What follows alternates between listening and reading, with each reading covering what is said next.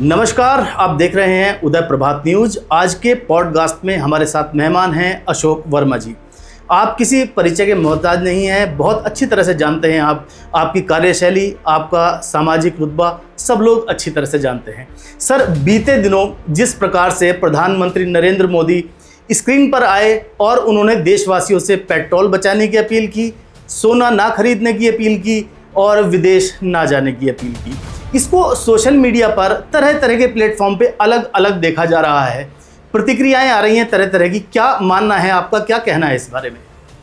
देखिए, ये बहुत बड़ा आह्वान माननीय मोदी जी ने किया है और आने वाले समय की संकट की आशंका को देखते हुए किया है। जो ये युद्ध चल रहा है उसके तहत आप जानते हैं कि तेल और गैस और ये सब आपूर्ति पहले जैसी नहीं है, कम हो गई है और बड़ी दिक्कतों का सामना पूरा विश्व कर रहा है एक तरीके से। लेकिन ये बहुत बड़ी बात थी कि और देशों की बनिस्बत यदि हम भारतवर्ष में देखते हैं तो माननीय मोदी जी के निर्णय के अनुसार, उनकी सरकार के अनुसार यहाँ बहुत कम जो है रेट बढ़ाए गए हैं। किसी भी चीज़ का हो, पेट्रोल का, डीजल का, गैस का हो, ये भी अपने आप में बड़ी बात है। लेकिन जिस प्रकार से माननीय मोदी जी ने आने वाले समय के लिए लोगों को यहाँ अवेयर किया है, आगाह किया है कि भाई आप तेल सुरक्षित रखें, आप कम करें खपत, आप विदेश घूमने ना जाए, आप स्वदेशी लें, पेट्रोल डीजल का इस्तेमाल कम से कम करें, तो ये तेल जो हमारे पास है वो ज़्यादा समय तक चल सकता है यदि ये संकट और गंभीर होता है। यहाँ के नागरिकों से मैं भी अपील करता हूँ कि इस बात का अनुसरण करें। और किसी वजह से कहा जा रहा है, ये बेवजह नहीं कहा जा रहा है, किसी ना किसी वजह है इसके पीछे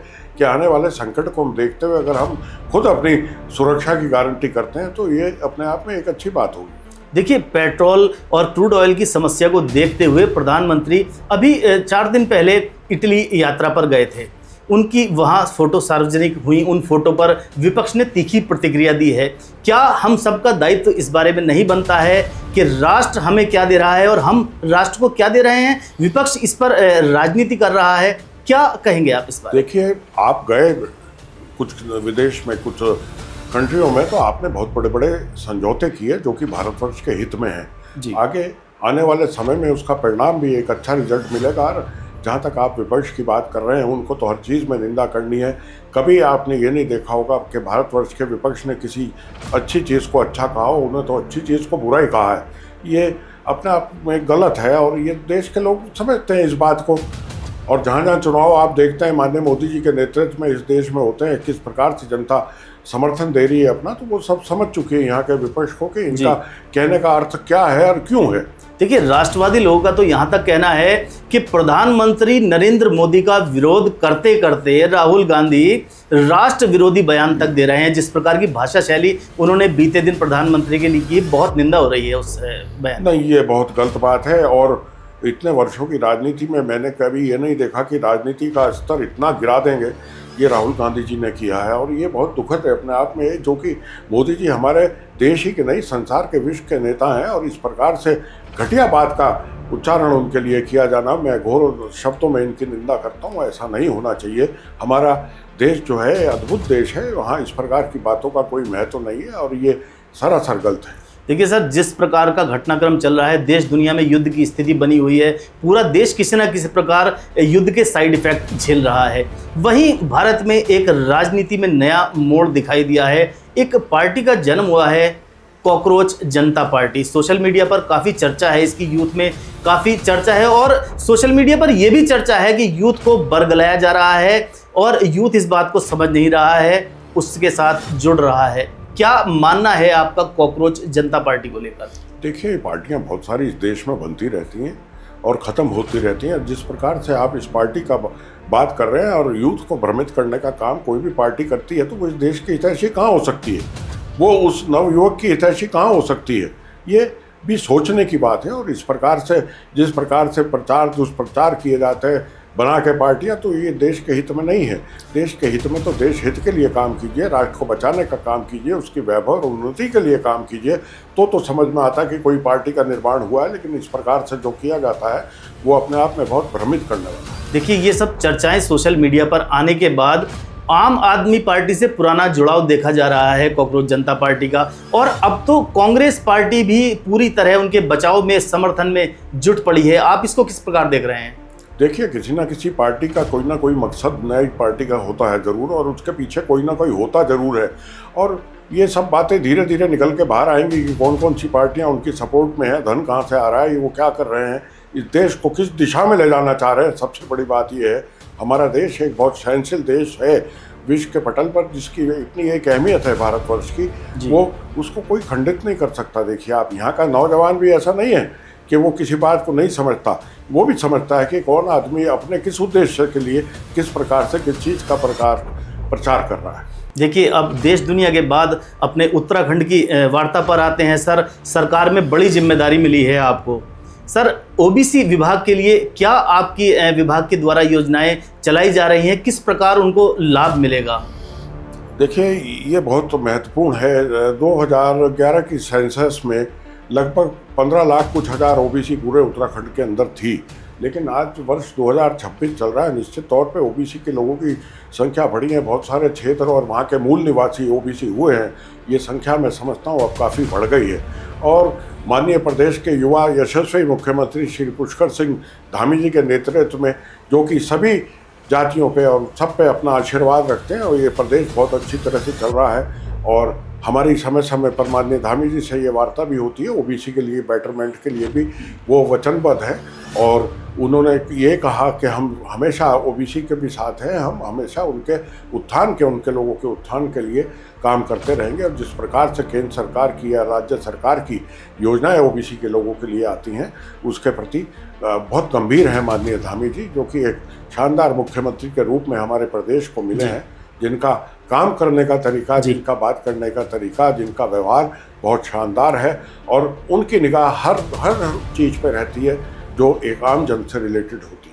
देखिए, जिस प्रकार धामी जी ने यूसीसी का फैसला लिया और धामी जी को धाकड़ धामी कहकर बुलाया जा रहा है, ये नाम प्रचलन में आ गया है धामी जी का। बीते दिन उन्होंने एक बहुत बड़ा बयान दिया है कि सड़क पर नमाज नहीं पढ़ने दी जाएगी। इसको बहुत स्पष्ट और सख्त लहजे में धामी जी ने बयान दिया है। आप किस प्रकार देख रहे हैं? क्या योगी जी की थीम पर धामी जी चल रहे हैं? किस प्रकार देख रहे हैं आप इस बयान को, और जनता पर क्या प्रभाव पड़ रहा है इसका?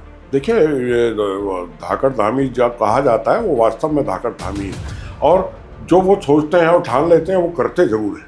ये मैंने बहुत करीब से, मुझे ये अनुभव हुआ उनको देख के कि वो करते ज़रूर हैं, और जनता के हित में जो फैसले लिए जाते हैं वो ज़रूर करते हैं। आपने नमाज की बात की, कानून इस देश में सबके लिए बराबर है, कानून सबके लिए बराबर है। इस प्रकार की चीज़ों से कि आप सड़क रोक दें, कहीं ट्रैफिक रुक जाए, आप नमाज सड़क पे कर रहे हैं, वो कदापि उचित नहीं है। और उन्होंने भी यही संदेश दिया और यही कहा है कि सब अपने अपने स्थल पे पूजा करें। तो ये एक बात, बड़ी बात है, और ये तो पूरे राष्ट्र में होनी चाहिए। यूसीसी की बात आपने की तो अद्भुत है, बात अद्भुत है। धामी जी ने अपनी सरकार के रहते यहाँ इस मुद्दे को सबसे पहले उठाया और किया, तो ये अपने आप में बहुत बड़ी बात है। और ये देश प्रगति की ओर निरंतर अग्रसर है, और वो चाहते भी है ये प्रदेश अग्रसर रहे, क्योंकि आपदा प्रदेश है ये। यहाँ की भौगोलिक स्थिति और आर्थिक स्थिति और प्रदेशों से, बहुत सारे प्रदेशों से बिल्कुल भिन्न है। ये अलग स्थिति का स्टेट है। यहाँ समय समय पर आपदा आती हैं, जान माल का नुकसान भी होता है, और ये तमाम दिक्कतें यहाँ कभी भी खड़ी हो जाती हैं। तो उसके लिए एक बहुत बड़ी सोच की बात है, और मदद करने की बात जब होती है तो धामी जी आगे बढ़ चढ़ कर इस काम को करते हैं। ये बहुत बड़ी बात है, और एक शानदार मुख्यमंत्री के रूप में मैं उन्हें यहाँ देखता हूँ। देखिए, जिस प्रकार धामी जी ने यूसीसी का फैसला लिया था, एक बड़ा फैसला था, और उस पर जब चर्चा हुई सोशल मीडिया पर, उसको प्रयोग के रूप में देखा गया कि उत्तराखंड में ये पहला प्रयोग किया गया है। अभी बीते दिन धामी जी ने सड़कों पर नमाज ना पढ़ने की बात की है। 4 धाम यात्रा चल रही है, ट्रैफिक भी प्रभावित होता है। तो किस प्रकार देख रहे हैं? क्या पूरे देश में लोगों को इस तरह का योगदान स्वयं नहीं देना चाहिए? क्या मायने हैं इस बयान के? देखिए, अवेयरनेस आ रही है, धीरे धीरे अवेयरनेस आ रही है, लोग समझ भी रहे हैं इस बात को कि क्या गलत है क्या सही है। लेकिन जिस भी धार्मिक संस्था के बड़े लोग होते हैं, उनको ज़रूर ये बात देखनी चाहिए कि क्या गलत है क्या सही है, और सही रास्ते पर लाने का काम भी अल्टीमेटली उन्हीं लोगों को करना है जो कि कहीं ना कहीं उन संस्थाओं को चलाते हैं, उनको देखते हैं। और नमाज वाली बात पे तो ये सही है कि ये तो सब जगह है, यूपी में भी हुआ है और जगह भी हो रहा है कि भाई अपने स्थल पे जो चयनित स्थल है नमाज वगैरह का, अपना वहाँ करें। इसी प्रकार सबके लिए है ये बात। तो मंदिरों में हिंदुओं की पूजा होनी चाहिए, तो सब पे लागू होता है। जब समान का कानून है यहाँ पर, तो समानता की आवश्यकता बहुत पुरजोर तरीके से और उसी को सुचारू रूप से चलाए रखने के लिए ये बात की जा रही है। सर, अंत में एक प्रश्न और लेना चाहूँगा। जिस प्रकार आप भी ओबीसी समाज से आते हैं, ओबीसी युवाओं के लिए, ओबीसी समाज के लिए क्या कहना चाहेंगे आप? मैं कहना चाहता हूँ कि ओबीसी के लोगों को केंद्र सरकार की और राज्य सरकार की जितनी भी योजनाएं हैं उनका लाभ लेना चाहिए। धन्यवाद। उनके बच्चों का आने वाला समय सुनहरा हो। जब हम आयोग में अध्यक्ष के रूप में थे, यहाँ वैलिडिटी उसके सर्टिफिकेट की 1 साल थी। हमने आयोग से बार बार रिकमेंड करके उसको 3 साल कराया, जबकि हमारे पड़ोसी राज्य में उस समय उत्तर प्रदेश में केवल 6 माह थी उसकी वैलिडिटी।